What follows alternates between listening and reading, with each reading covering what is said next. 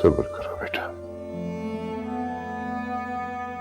बस इस बात का यकीन कर लो कि तुम्हारी माँ इतनी ही सांसें लिखवा के लाई थी। बेटा दुखी ना हो। इस दुनिया में तुम अकेली नहीं हो, तुम मेरी जिम्मेदारी हो। रोशनी, बड़े अब्बा तुम्हें लेने आए हैं। आज से तुम हमारे साथ हवेली में रहोगी।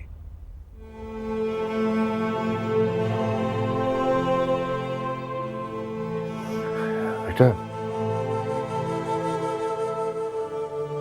मैं अपनी सब कोताहियों का अजाला करना चाहता हूं। ये एक मौका और दो। मैं जानता हूं तुम खुश नहीं हो,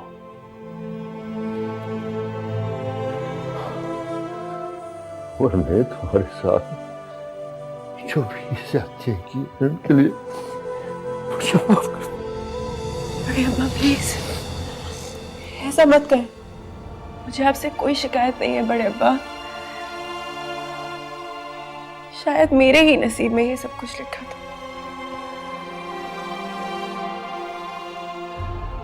ये तुम्हारा बड़ापन है बेटा,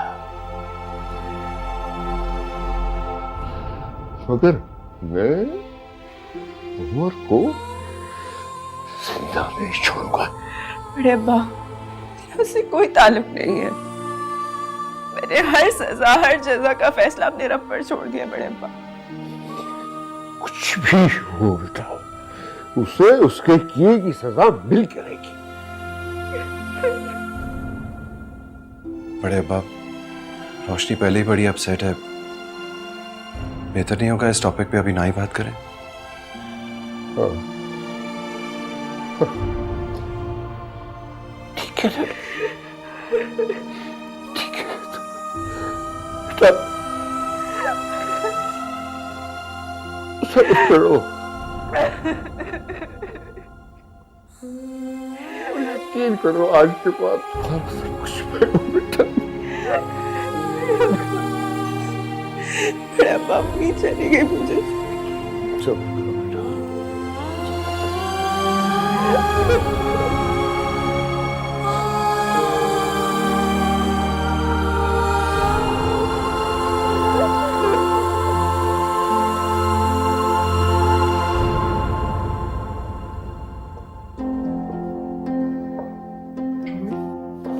मेरी बात तो सुनो, क्या हो गया है?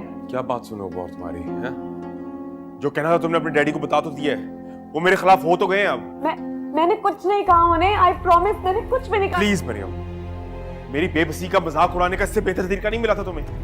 मेरी बात मानो, मैं सच कह रही हूँ, मैंने कुछ नहीं कहा डैडी को। मैं कोई बच्चा नहीं हूँ यार, तुम कुछ भी बोलोगी और मैं तुम्हारी बात का यकीन कर लूंगा। आई स्वेयर मैंने उन्हें कुछ नहीं कहा है, क्योंकि मुझे तुम्हारे माजी से कोई लेना देना नहीं है। What happened in your past it does not even affect me.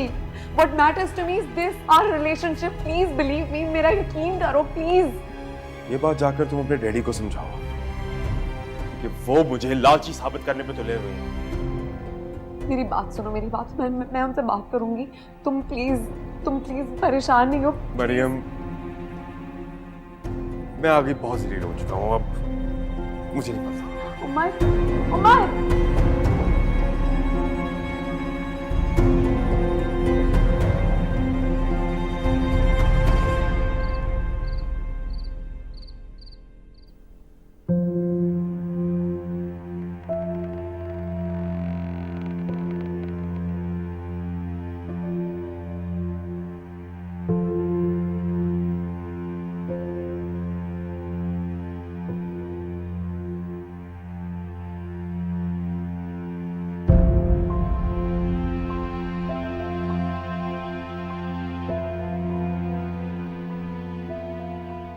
मैंने तुम्हारे साथ जो भी ज्यादतियां की उनके लिए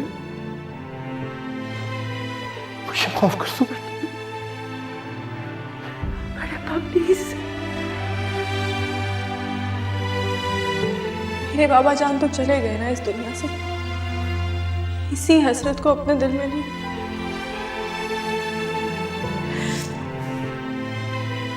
ये लोग आपसे भी उतनी ही मोहब्बत करें, उतनी ही इज्जत दें जितनी जितनी इस घर में दूसरी बहू बेटियों को मिलती है।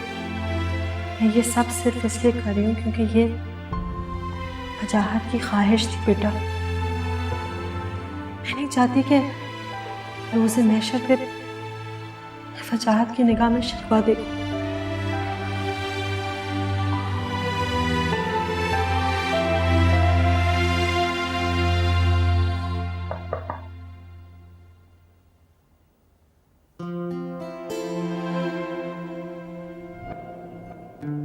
सब ठीक है?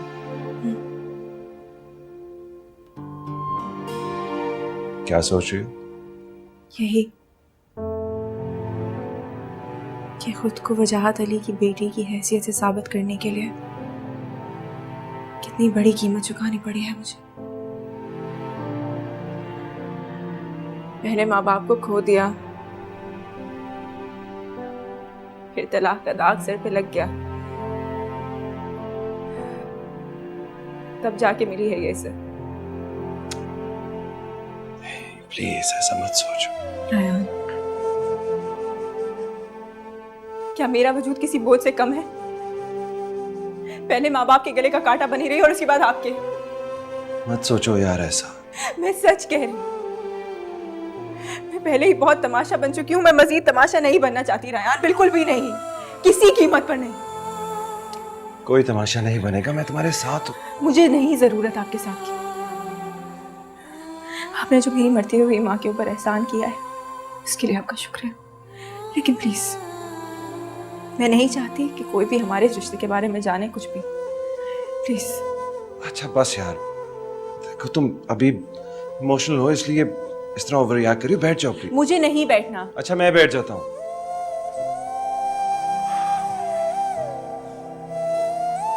निकाह किया है हमने रोशनी, कोई गुनाह तो नहीं। आप क्या चाहते हैं रायान? अभी मेरी माँ का कफन भी मैला नहीं हुआ और इन लोगों को मैं इजाजत दे दूं कि उनके ऊपर कीचड़ उछाले? कोई कुछ नहीं करेगा रोशनी, मैं सब संभाल लूंगा। मैंने कहा ना, मुझे आपके साथ की कोई जरूरत नहीं। जो होना था सो हो गया। मैं नहीं चाहती कि किसी को भी इल्म हो कि आपके और मेरे दरमियान क्या रिश्ता। आप प्लीज मुझ पे ये एहसान कर दें और चले जाएं यहाँ से।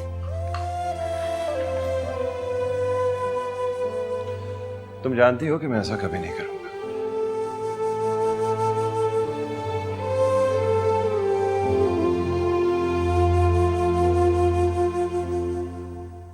हाँ ये जरूर कर सकता हूँ कि तुम्हें थोड़ी देर के लिए छोड़ सकता हूँ ताकि तुम ये अपना माइंड ठीक कर लो। आता हूँ।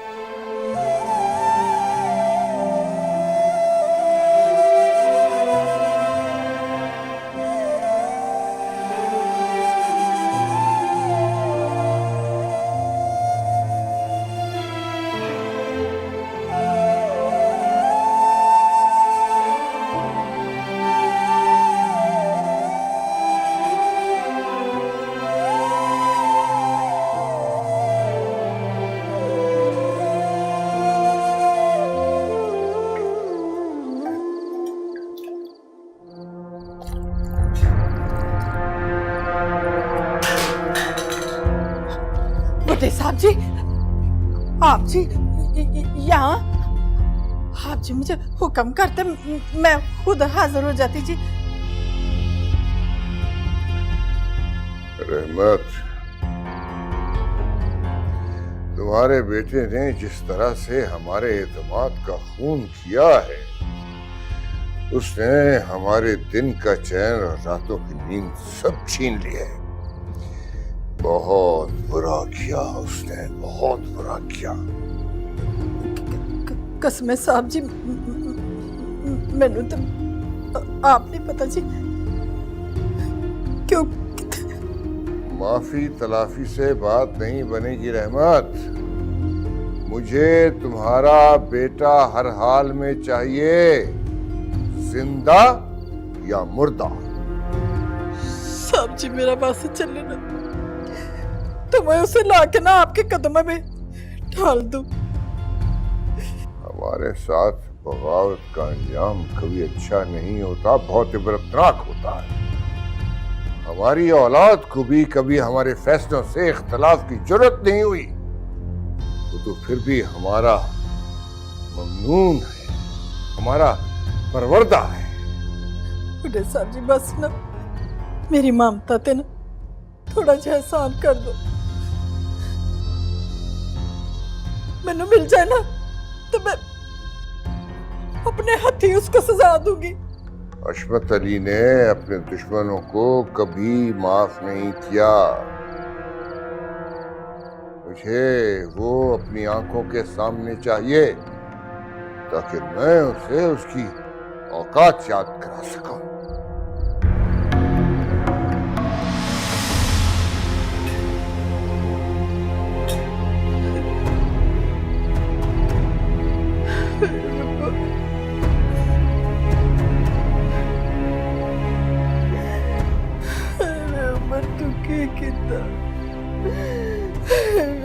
जिसे ताले च खाना वो तेरे च छेद कर देता।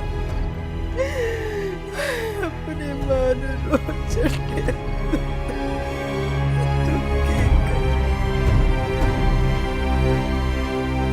किस मुंह से अब मैं अम्मा को कॉल करूं? अब तक तो तलाक की खबर जंगल में आग की तरह फैल गई होगी। यह भी मुमकिन है कि अम्मा की बजाय फोन कोई और उठाए।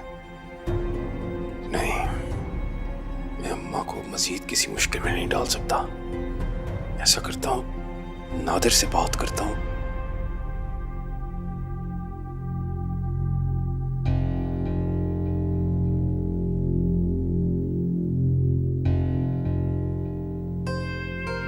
हेलो। हाँ नादिर, हाँ कैसे हो? ठीक ठाक। अच्छा, कराची में हो? अरे अच्छा, नहीं नहीं नहीं नहीं नहीं, कोई मसला नहीं, कोई मसला नहीं। बस वो किसी की इन्फॉर्मेशन चाहिए थी।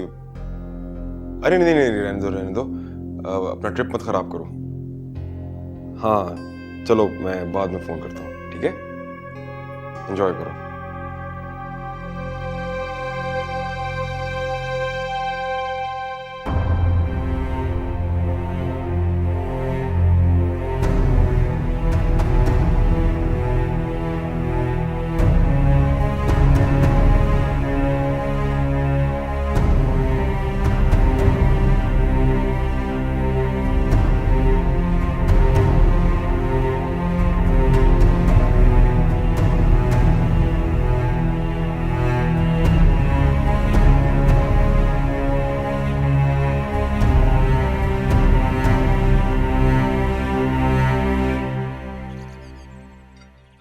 वैसे अब्बा जी, मुझे उमर से इस बेवकूफ़ी की उम्मीद बिल्कुल भी नहीं थी।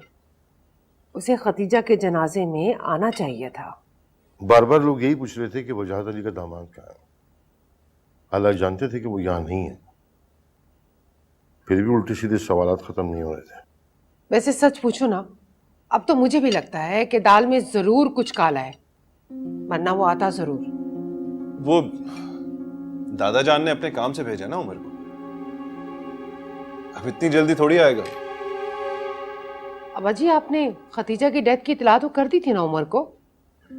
हाँ, मैंने बता दिया था। तो फिर वो आया क्यों नहीं? मैं अपना प्रोजेक्ट मुकम्मल करके ही आएगा ना। आयशा, तुमने रोशनी को नहीं कहा नाश्ते के लिए? मैंने बुलाया रोशनी को अब्बा जी, लेकिन वो कुछ नहीं खा रही। जब भी कुछ खाने को दो तो भूख नहीं है का बहाना कर देती है। ऐसे कैसे नहीं खाएगी? नसरीन, वो एक बोल में थोड़े से कॉर्नफ्लेक्स और दूध, और यहाँ से कुछ चीजें उधर रोशनी के पास ले। बेटा देखना, अगर ना खाए तो जबरदस्ती ना करना। अरे कुछ खाएगी नहीं तो बीमार पड़ जाएगी। रो रो के वैसे ही अदमुई हो जा रही है। जी मैं देख के आता हूँ। भाई, सदमा भी तो बहुत बड़ा है ना, आहिस्ता आहिस्ता खबर आएगा बच्ची को।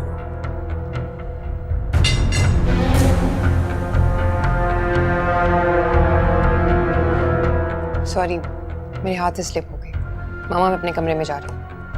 रानिया बेटा नाश्ता तो करती जाओ। पेट भर गया मेरा।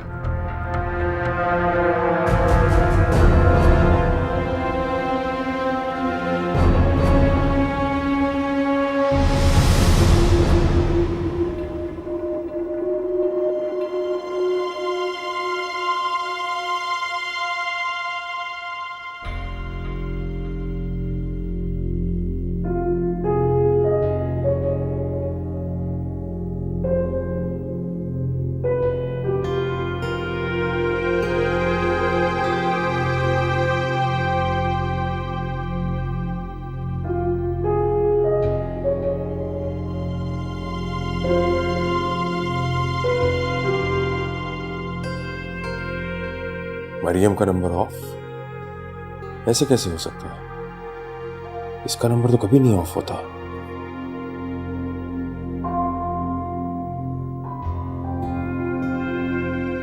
मरियम,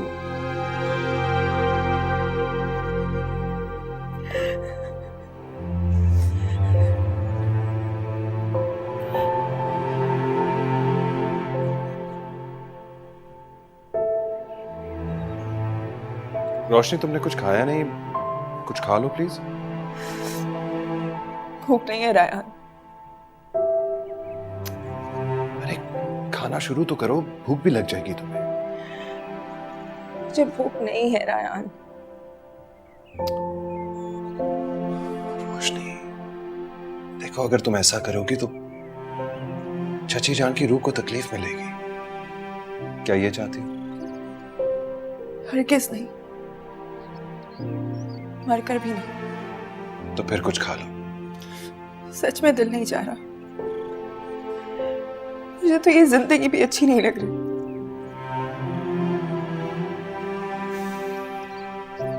अल्लाह अपने प्यारों को ही आजमाता है, लेकिन तुम्हें इस आजमाइश में पूरा उतरना है। मगर मैं हिम्मत कहां से ना रायहान। मुझे तो ऐसा लगता है जैसे अम्मी जाते जाते मेरी हिम्मत भी अपने साथ ही ले गई। ऐसा नहीं कहते, मुझे यकीन है चाची जान जहां भी होंगी तुम्हारी दुआ को होंगी। अच्छा भाई, मैं खुद तुम्हें खिलाता हूं। भूखी रहोगी तो फिर इसी तरह उल्टी सीधी बातें सोचती रहोगी। चलो शाबाश, मुझे नहीं खाना। प्लीज मेरी खातिर। मुंह खोलो, चलो।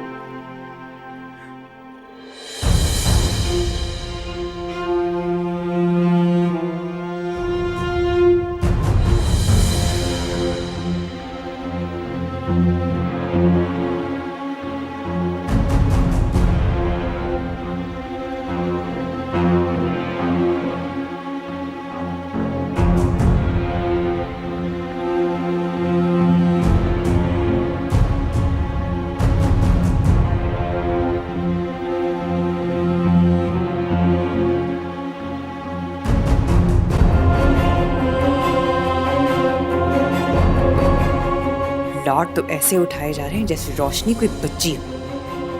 कितनी चालाक है ये लड़की, दूसरों की तवज्जो बटोरने की शौकीन। पता नहीं कहां से आ गई ये मुसीबत।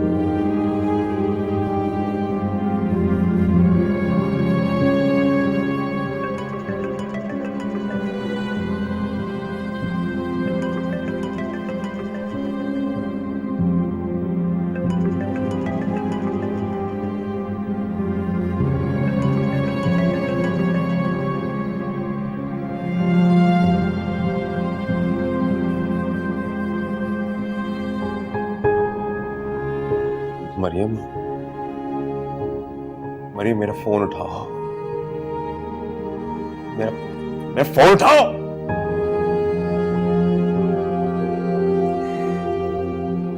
प्लीज प्लीज मेरा फोन उठा लो, प्लीज।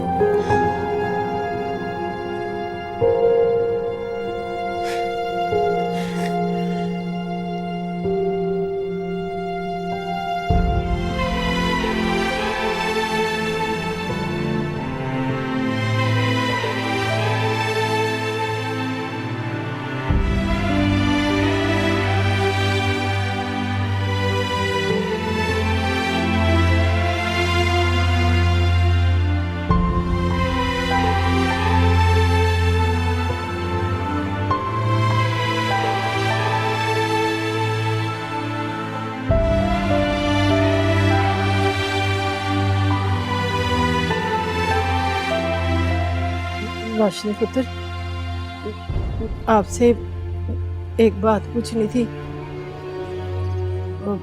मेरा मतलब है कि कोई उम्र के साथ तो आपका कोई राब्ता शाब्ता नहीं हुआ? मैंने आपको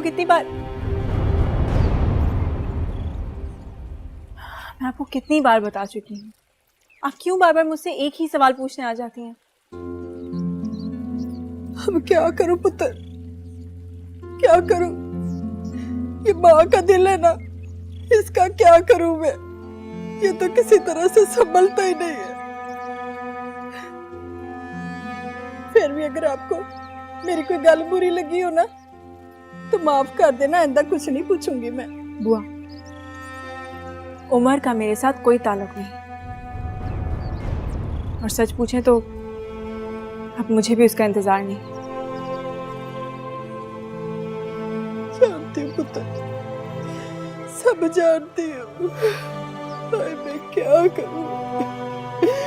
बड़े साहब जी ने तो इतनी मेहरबानियां की उस कमीने पर, उस जमीन से उठा के सिर पे बिठाया, पर वो तो इतना बदनसीब निकला कि कुछ भी ना संभाल सका, कुछ भी ना संभाल सका। बात सुने, आप खुद को संभालें। मैंने खुद को समझा लिया है, अब आप भी खुद को समझाएं। तुम्हारा कभी वापस नहीं आएगा, वो हम सबको छोड़कर यहाँ से फरार हो चुका है। पर मैंने तो जिंदे जी मार गया ना, मैंने तो जिंदे जी मार गया। हाय की करा मैं? वो आप संभालें खुद को, आए अंदर आए। ते तेनू देखनी है ना ते कलेजा कटदा मेरा, ओदे बारे सोचनी है ते ऐसा रुक देने मेरे, मैं की करा? वो आप बस करें, आए चलें अंदर आके बैठे हैं, आए पानी पिए, आ जाओ।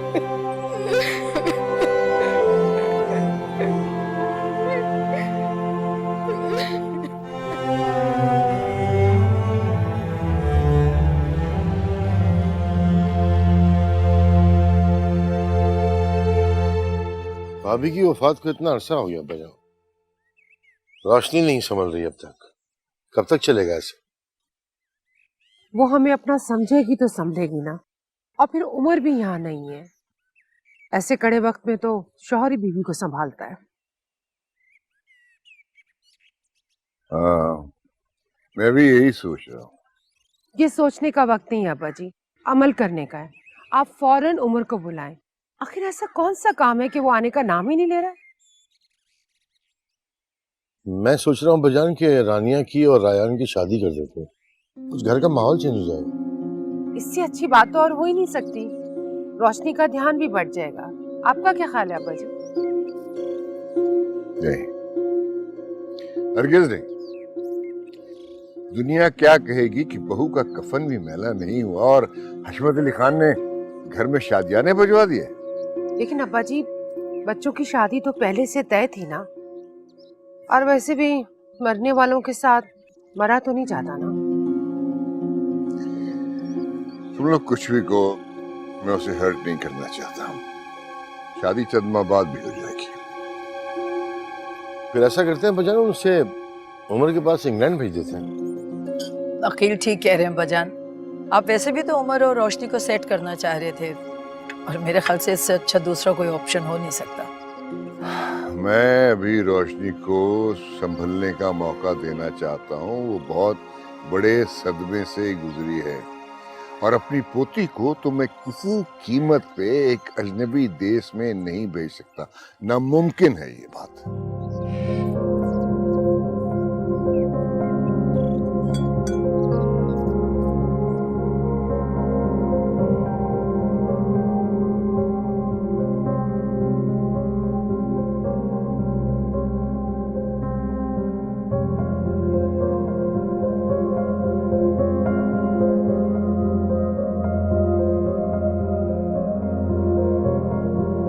मेरी जिंदगी है, मैं अपनी मर्जी से जीने का हक रखता हूँ, और ये हक मुझसे कोई नहीं छीन सकता। ठीक है, जे तेरा यही फैसला ना, तो फिर अपने हथी अपनी मां दा गला घुट दे, ताकि मैं इस बेगैरती दी जिंदगी नाल मर जावां ते चंगा है।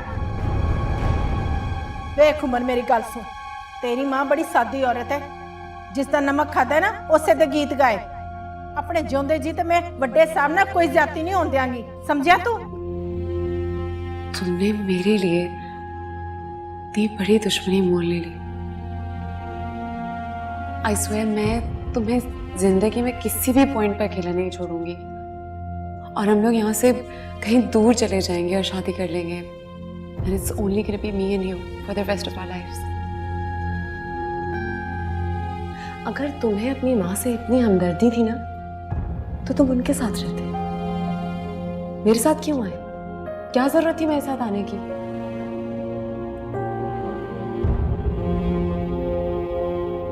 लगता है तुम्हें इस बात का अंदाजा नहीं है कि महंगा लिबास पहनकर, कीमती मोबाइल हाथ में रखकर, बड़े लोगों के घर में रहने से इंसान अपनी औकात नहीं बदलता। माजी का हवाला कब्र तक इंसान का पीछा करता है।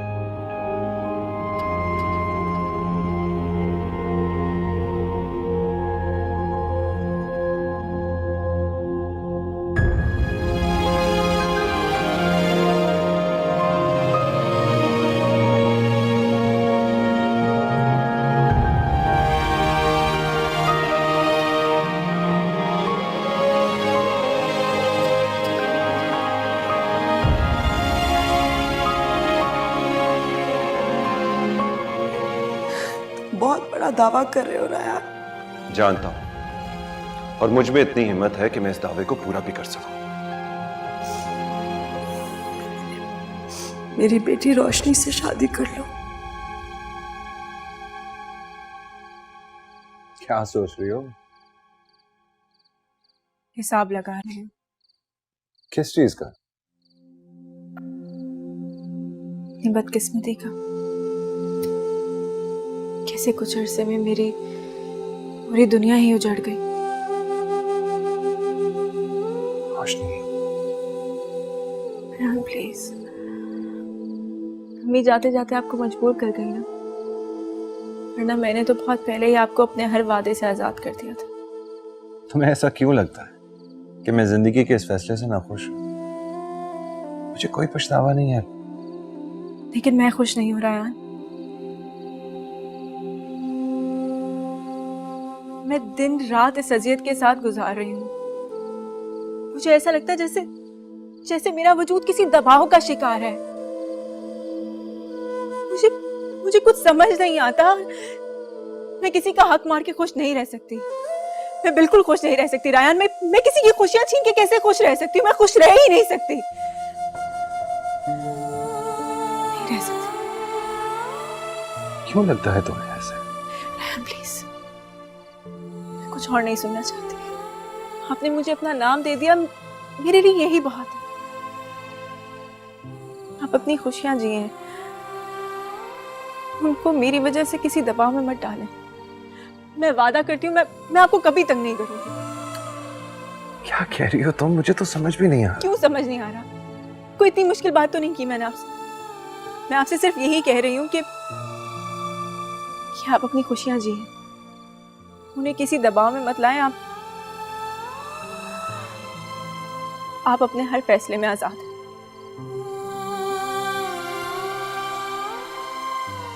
रोशनी,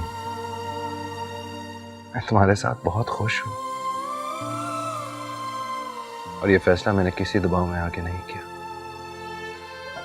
तुमसे शादी। छोटे साहब, बड़े अब्बा आप दोनों को खाने पे बुला रहे हैं।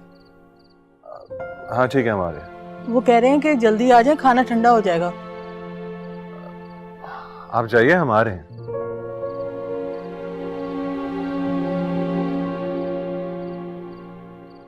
देखो रोशनी, फजूल बातें मत सोचो। अगर मुझे कोई प्रॉब्लम होगा ना, मैं खुद ही सॉल्व कर लूंगा। ओके, प्लीज तुम अपने आप को कसूरवार ठहराना बंद कर दो। Rayan, I mean it.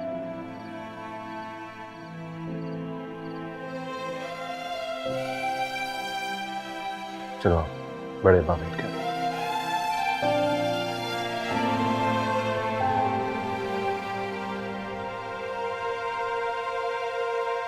कहाँ से आ रही हो?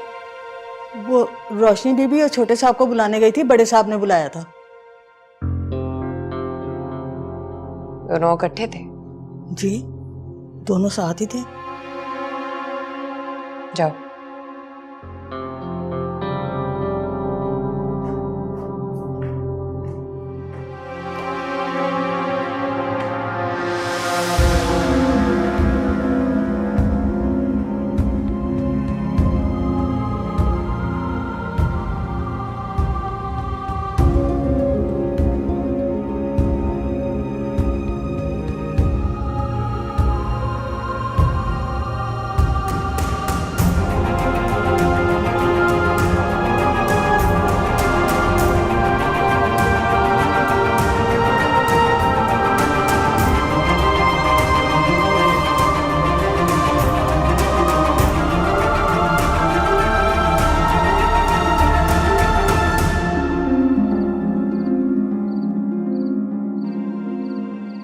मुझे तो समझ नहीं आ रहा इस घर में क्या चल रहा है।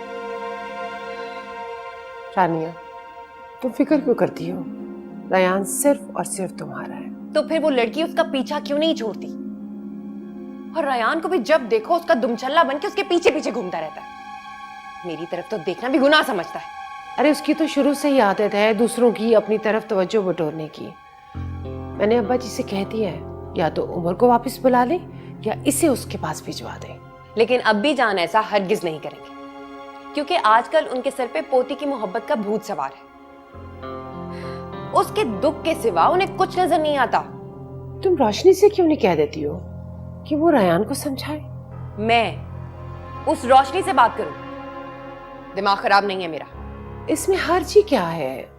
वो तुम्हारी कजन है और रयान उसकी कोई बात नहीं डालता।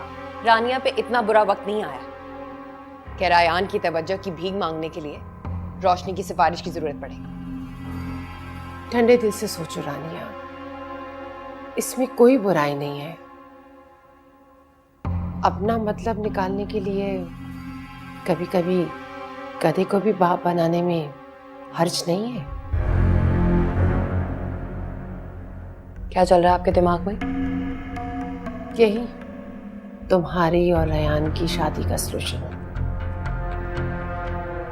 मैं अब्बा जी से बात करती हूँ और तुम भी रोशनी को पटाने की पूरी कोशिश करो।